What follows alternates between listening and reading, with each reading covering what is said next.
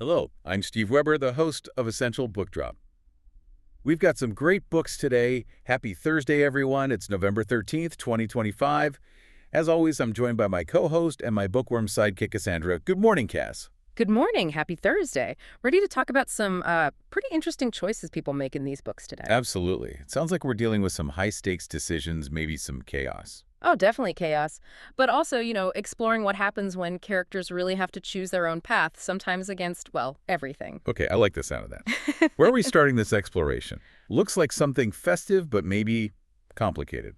We're kicking things off with Theirs for the Holidays by Eva Ashwood, and the genre here is holiday romance. Holiday romance, got it. So, mistletoe and And panic, pure unadulterated panic. Basically, the heroine, right, she accidentally tells her entire family she's dating her ex's 3 older brothers. Wait, 3 brothers, her ex's brothers. How does that even happen? Well, her ex, who, get this, is about to marry her sister, puts her on the spot, asking if she has a +1 for the wedding festivities. Oh, no. Yeah. So in a moment of total desperation, she blurts out this massive lie, dating all 3 of them. Okay, wow. That's ambitious Yeah. and definitely chaotic. So this lie kind of forces her hand, makes her take control in a weird way. Exactly. It's this instant, maybe not thought out, but definite rejection of the whole awkward situation she was trapped in.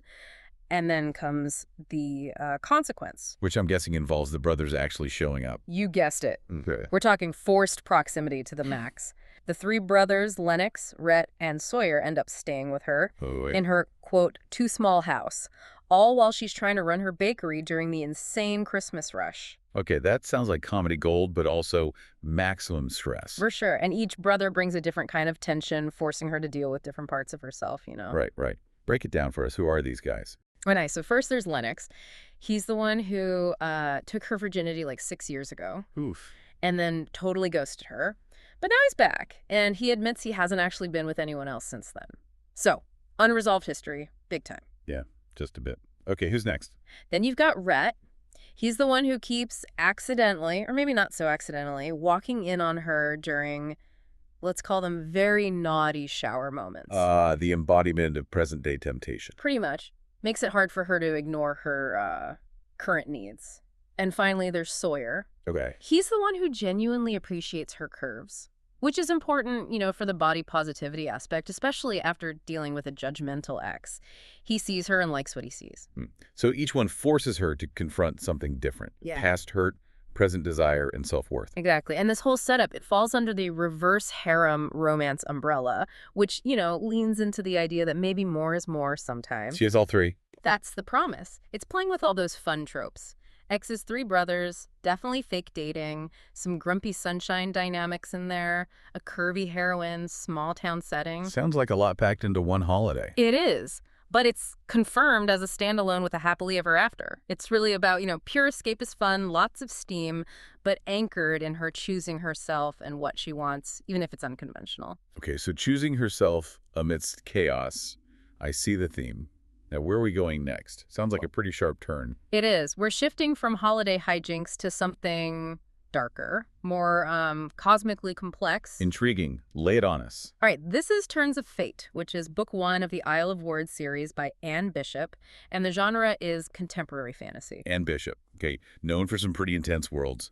The others, Black Jewels. Exactly, and she brings that signature style here. The Isle of Word, it's this territory, right? But it's ruled by beings called the Arcana. Arcana, like magical beings. Yeah, paranormal entities. And the key thing here, the thing you have to grasp right away, is that humans are not the dominant species on the Isle. Ah, okay. So the power dynamic is flipped. Completely. The supernatural isn't hidden. It operates openly. Human rules, human logic. They don't really run the show here. So how does fate play into this? The title is Turns of Fate. Through a place called Destiny Park. It sounds, maybe a bit whimsical, like an amusement park. Yeah, kind of. And sure, there's entertainment. You can get your cards read, maybe catch a glimpse of the Arcana. But the real reason people go there, it's to make a bargain. A bargain? With who? To do what? To change their fate. They're bargaining with these powerful non-human forces. But Bishop makes it really clear this is dangerous. How so? Because on the Isle, words have immense power. Hmm. And the Arcana, their understanding of intentions, of bargains, it's not human. It's treacherous. You might not get what you think you asked for. Okay, that sounds like fertile ground for some serious conflict. Who's our way into this world? We follow Detective Beth Fahey. She's, a human cop grounded in our world's logic. Right. But she gets pulled into the Isle's weirdness through a case that just doesn't make sense in the normal world. It starts with an inquiry about a ghost gun. A ghost gun, like literally a spirit weapon. Something impossible like that. It immediately throws her rational worldview into chaos and forces her to navigate the Arcana's laws, which are unforgiving, to say the least. And it digs into her own past, too.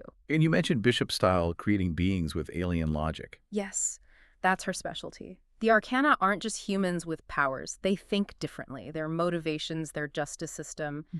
It operates on principles that are fundamentally alien to human experience. They aren't evil in a human sense. They're just other. That sounds genuinely unsettling. It is. And the world-building details really sell it. Like, there's this mention that the dead on the Isle, they literally ride trains to their final destinations. Wow. Okay.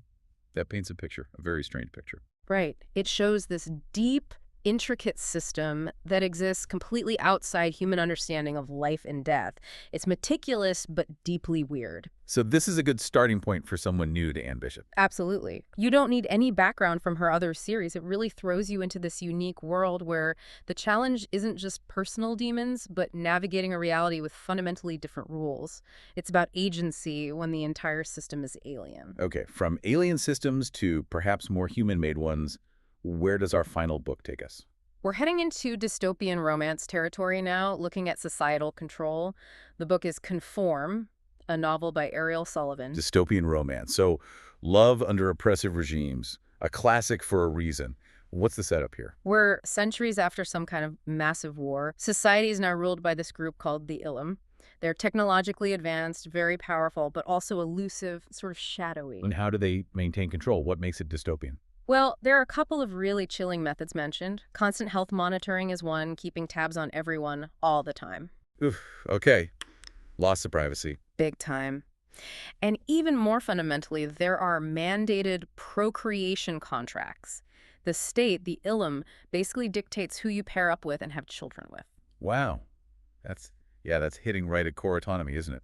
Absolutely. It's about controlling the future by controlling the most personal choices. So who's resisting this or trying to survive it? Our main character is Emmeline. She's 27, and she's always been an outcast, kind of invisible. Her job is actually symbolic with me.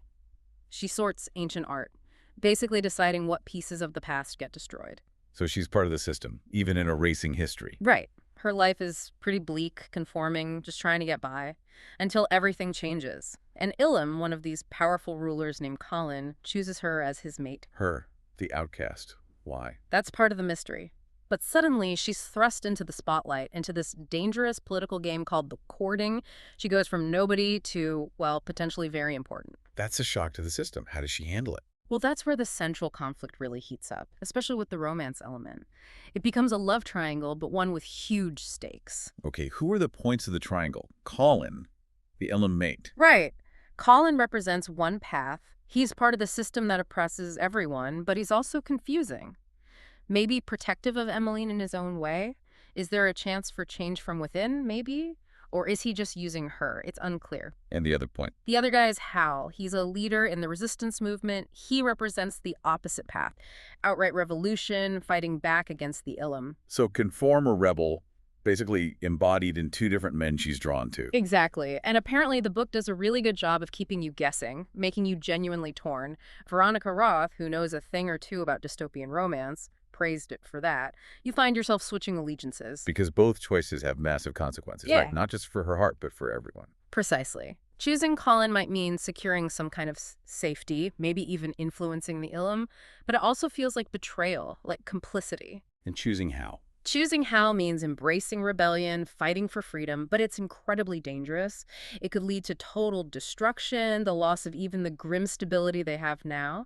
Her personal choice is the political act.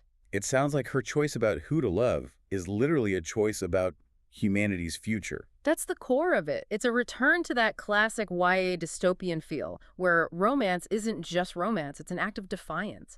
Can she follow her heart and save humanity? Or does choosing one mean sacrificing the other? Wow. Okay, so across these three books, we've seen choice operating in really different ways.